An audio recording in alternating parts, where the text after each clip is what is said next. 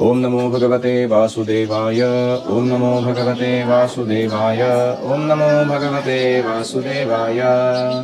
हरे कृष्णा। हम पढ़ रहे हैं श्रीमद् भगवद गीता अध्याय 9 श्लोक संख्या 3। अश्रद्धधाना पुरुषा धर्मस्यास्य परन्तप अप्राप्य मां निवर्तन्ते मृत्यु संसार वर्त्मनि। पिछला वाला श्लोक देखते हैं। राजविद्या राजगुह्यम पवित्रम इदमुत्तमम प्रत्यक्षावगमम धर्म्यम सुसुखम कर्तुमव्ययम। तो हमने अभी तक राजविद्या, राजगुह्य और पवित्र इन तीनों का स्पष्टीकरण देखा है।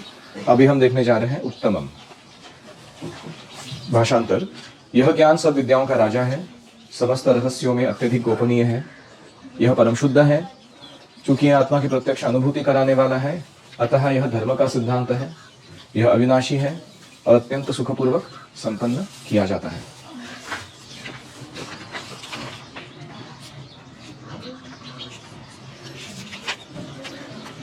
तो उत्तम, रूपा जी लिखते हैं, का अर्थ है जो तम के परे हो, अंधकार से ऊपर हो।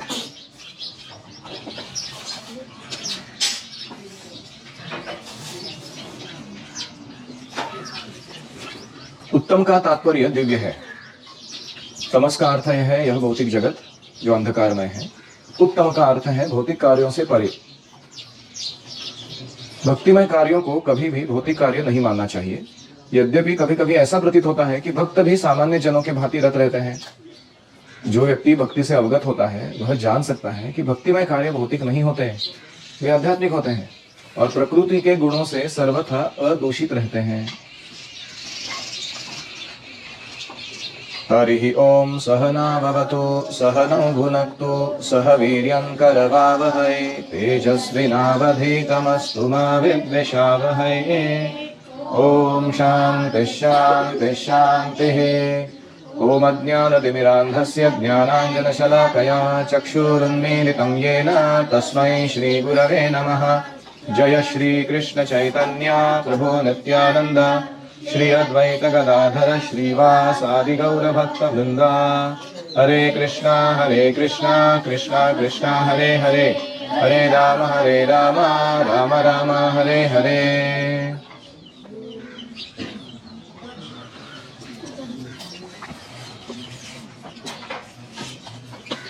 हरे कृष्णा। तो भक्ति उत्तम है। जनरली हम उत्तम मतलब बेस्ट ऐसा समझते हैं। उत्तम कैसा प्रसाद बनाए? उत्तम। तम मतलब अंधकार, भौतिक जगत को तमस कहा गया है। तमसोमा ज्योतिर्गमय, अंधकारमय जग से प्रकाशमय जगत में जाइए। तो उत्तम का अर्थ क्या है? उत का अर्थ होता है बियॉन्ड, तम के परे चले जाना। उसको क्या कहते हैं? उत्तम, to go beyond darkness. Prabhupada ji एक बहुत महत्वपूर्ण बात कहते हैं कि भौतिक कार्य अंधकार के समान है और आध्यात्मिक कार्य, भक्ति के कार्य, वे भौतिक कार्यों से सर्वथा भिन्न है। लगने में लग सकता है कि वो मानो भौतिक ही काम कर रहा है वो व्यक्ति। जैसे गुरुकुल चलाने के लिए पैसे चाहिए, हमें परचेस करना पड़ेगा, हमें बिल्डिंग रेंट पे लानी पड़ेगी, हमें मैन पावर अरेंज करना होगा कि वहाँ सेवा करने के लिए लोग आ जाएं। हाँ, वहाँ हम अलग अलग सुविधा स्थापन करेंगे, किचन रेडी करना या पढ़ाई के लिए सारा आयोजन करना। तो बाहर से देखा जाए तो कोई बाहर का स्कूल है जिसके ओनर्स या डायरेक्टर्स जो ये कार्य कर रहे हैं और हम जो कार्य कर रहे हैं वो सेम ही लगता है। हाँ या ना? दोनों कार्य लगने में सिमिलर है एकदम। जैसे दुर्योधन भी गदा युद्ध जानता था, मार्शल आर्ट्स जानता था, भीम भी गदा युद्ध जानता था या मार्शल आर्ट्स जानता था। दोनों जब लड़ रहे हैं युद्ध के भूमि में तो कार्य दिखने में सेम ही है ना? हाँ या ना? तो फिर हम दुर्योधन को बुरा क्यों बोलते हैं और भीम को अच्छा क्यों बोलते हैं? क्योंकि उनकी चेतना में अंतर है। दुर्योधन अपने आप को वर्चस्व स्थापित करने के लिए लड़ रहा है और भीम वो कृष्ण का वर्चस्व स्थापित करने के लिए लड़ रहा है। बहुत बड़ा फर्क है ये। और इसलिए कार्य भले समय लगता हो एकदम एग्जैक्टली सेम, लेकिन वो डायमेट्रिकली अपोजिट, 180 डिग्री अपार्ट है वो। तो हमें ऐसे नहीं समझना चाहिए कि जब भक्तगण ऐसे कार्य कर रहे हैं मंदिर बनाने के लिए, गुरुकुल बनाने के लिए, या कोई भी प्रचार का दायरा बढ़ाने के लिए, तो वो भौतिक कार्य हो गया। बिल्कुल नहीं। अभी रिसेंटली हम लोग गए थे, राधिका, मैं और माता जी, नया जगह ढूंढने के लिए। तो जैसे कोई व्यक्ति अपने लिए घर ढूंढ रहा हो वैसे ढूंढ रहे थे हम लोग कि यार सुरक्षित है कि नहीं, लोग अच्छे हैं कि नहीं आजू बाजू, और पानी का व्यवस्था है कि नहीं, सब फंक्शनल है कि नहीं वहाँ घर का अंदर का सामान।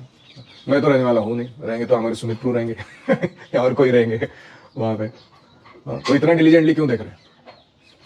उसका कारण है कि भक्तों को तकलीफ नहीं होना चाहिए आगे जाके। तो इसलिए ये जो कार्य हम करते हैं इनका स्वरूप बदल जाता है, क्योंकि इसके पीछे की चेतना जो है वो आध्यात्मिक है। और इसलिए भौतिक कार्य लगने में लगता है, भक्ति कार्य लगने में लगते हैं भौतिक कार्य जैसे हैं, लेकिन उनमें बहुत फर्क होता है। उत्तम भौतिक कार्य प्रकृति के गुणों से अदूषित रहते हैं, मतलब सत्व रज तम की जो कंटेमिनेशन है वो भक्ति के कार्यों को टच नहीं कर सकते।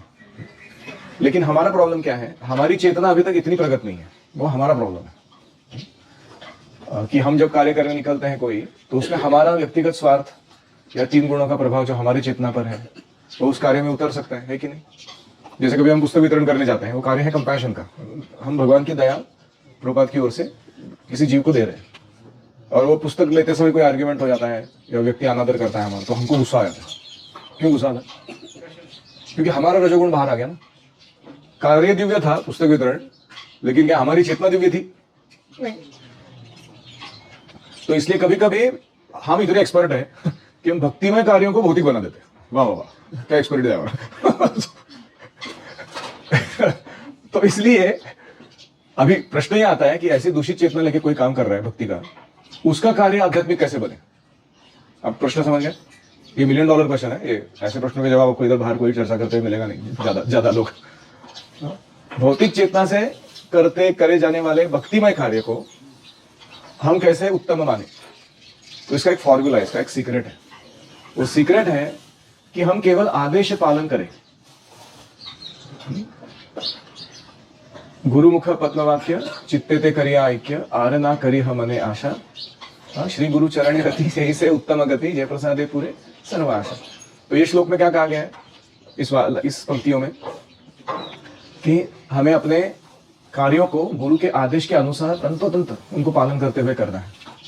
जब हम अपने चेतना को या कार्यों को गुरु के आदेश पालन में लगाएंगे, हो सकता है कि हमारे अंदर रजोगुण तमोगुण भरा हो, लेकिन कार्य आध्यात्मिक बन जाएगा। क्योंकि इच्छा किसकी संपन्न की जा रही है? एक ऐसे व्यक्ति की इच्छा संपन्न की जा रही है जो भौतिक गुणों के दूषण से मुक्त है, उनके अंदर रजो तमोगुण नहीं है, उनकी इच्छा पूरी की जा रही है, तो अपने आप वो कार्य आध्यात्मिक बन जाएगा। इंटरेस्टिंग है ना?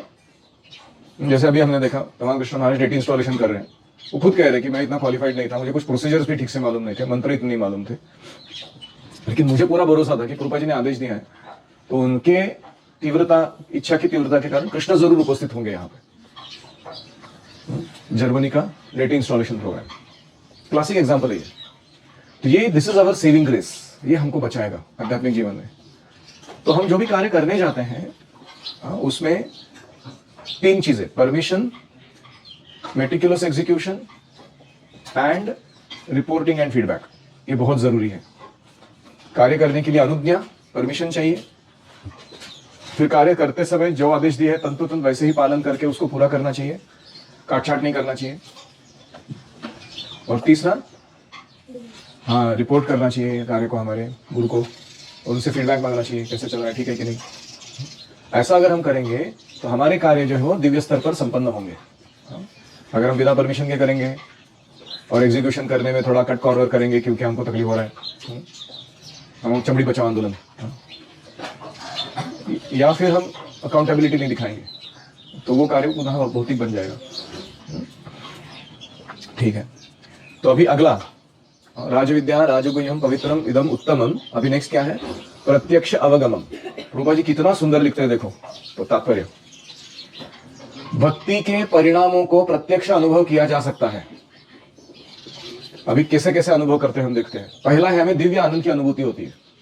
जो भी हरे कृष्णा कृष्ण कृष्ण हरे हरे, हरे राम राम राम हरे हरे, ये महामंत्र को जप करता है, क्या उसे हृदय में दिव्य आनंद महसूस होता है?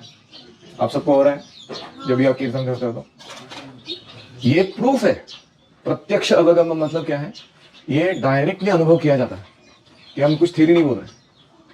जर्मनी के टीनेजर्स के नाइट क्लब में जिन्होंने पापमय कार्य प्रवृत्ति इतना जमा करके रखा हुआ है, उनके बीच जाके जब संकीर्तन किया हमारे तवा कृष्ण महाराज और टीम ने, क्या अनुभव किया उन्होंने?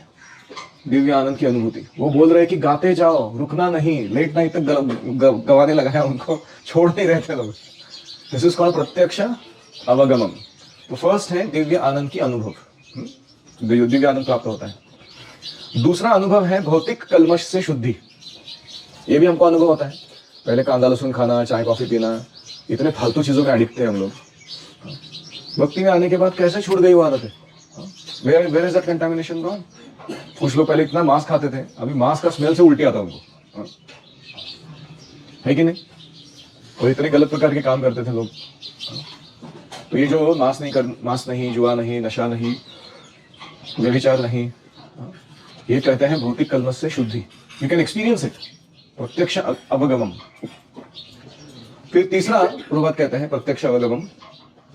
जो व्यक्ति प्रचार कार्य में सहायता करता है वो आध्यात्मिक उन्नति का अनुभव करता है। You feel elevated in life by doing preaching to others. जैसे हम देखते हैं कि जितनी ज्यादा हम जिम्मेदारी उठाते हैं गुरु के लिए, उतना हमें हमारे आध्यात्मिक स्तर ऊपर चला गया है समझ में आता है, या हमें स्ट्रेंथ महसूस होता है कि I become strong by following this instructions. तो जैसे अन्न खाते समय, अन्न खाने पर क्या होता है? तीन चीज होती है। एक तो जीवा में स्वाद आता है, फिर दूसरा बॉडी में स्ट्रेंथ आता है, शरीर में, और पेट पूरा भर जाता है, व्यक्ति संतुष्टि महसूस करता है। तुष्टि पुष्टि क्षुध अपायो अनुघासम। प्रत्येक घास लेते लेते क्या होता है? Taste in the tongue, hunger satisfied, strength in the body. Taste in the tongue, hunger satisfied, strength in the body. तीनों महसूस होता है कि नहीं? कोई बाहर से आके सर्टिफिकेट देना चाहिए तुमको, अभी तुमने खाना खाया, अभी तुम्हें सर्टिफिकेट दिया जा रहा है, तुम्हारा टेस्ट सेटिस्फाई हुआ, अभी सर्टिफिकेट दिया, तुम्हारा पेट भर गया। पर मुझे तुमको बताने की जरूरत नहीं, मुझे कुछ समझ में आता है। ऐसे ही भक्ति करते समय दिव्य आनंद का अनुभव कैसा है? टेस्ट इन द टंग के जैसा, खुद को समझ में आता है। और भौतिक कल्मश से शुद्धि, ये पेट भर जाने के जैसा है। खुश है व्यक्ति अपने आप में, उसको और कोई हैंकरिंग नहीं है लाइफ में, ये करना है वो करना है, कुछ जरूरत नहीं है। और तीसरा, you get strength in the body, you feel strong.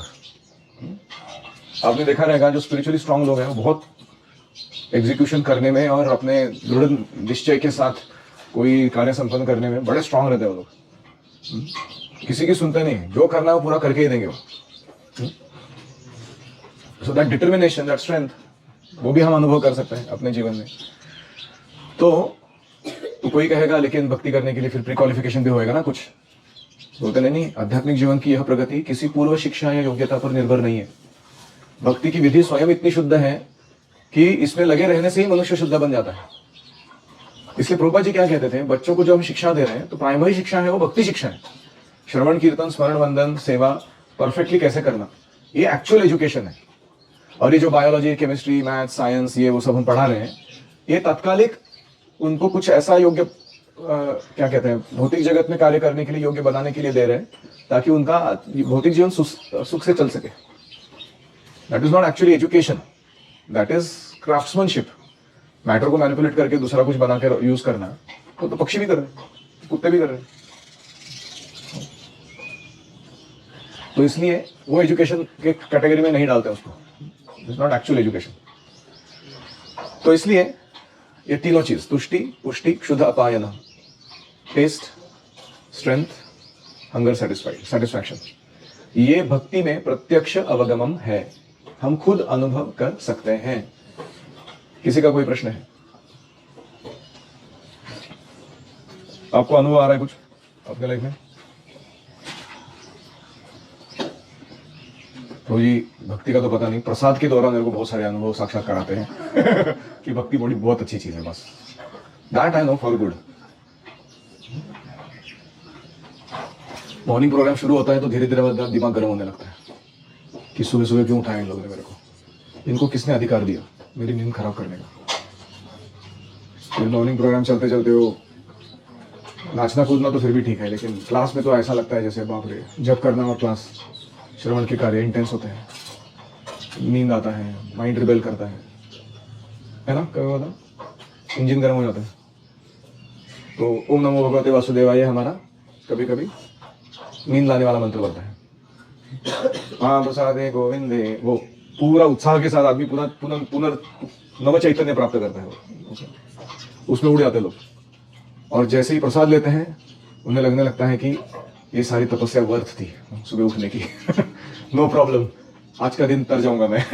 Not an issue, one more day, no problem. तो ऐसे हमने बहुत सारे दिन निकाले भक्ति में। बहुत ही कार्य बन जाएगी।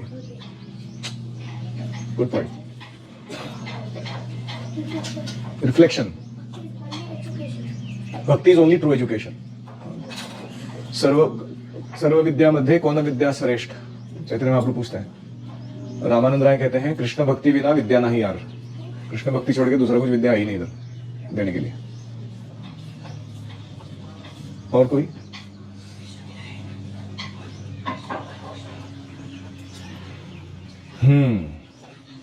रेडी है दर्शन?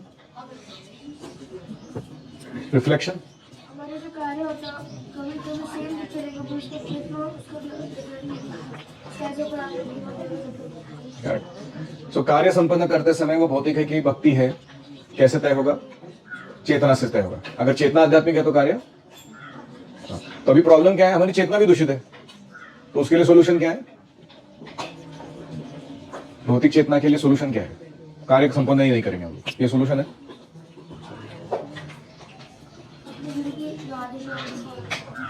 आदेश पालन करना, ये सोल्यूशन है।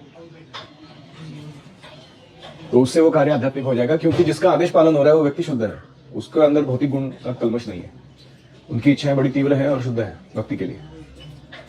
ठीक है, श्रील प्रभुपाद की जय। ओम हरे कृष्णा कृष्णा कृष्णा हरे हरे, हरे राम राम राम राम हरे हरे, हरि ओम तत्सत।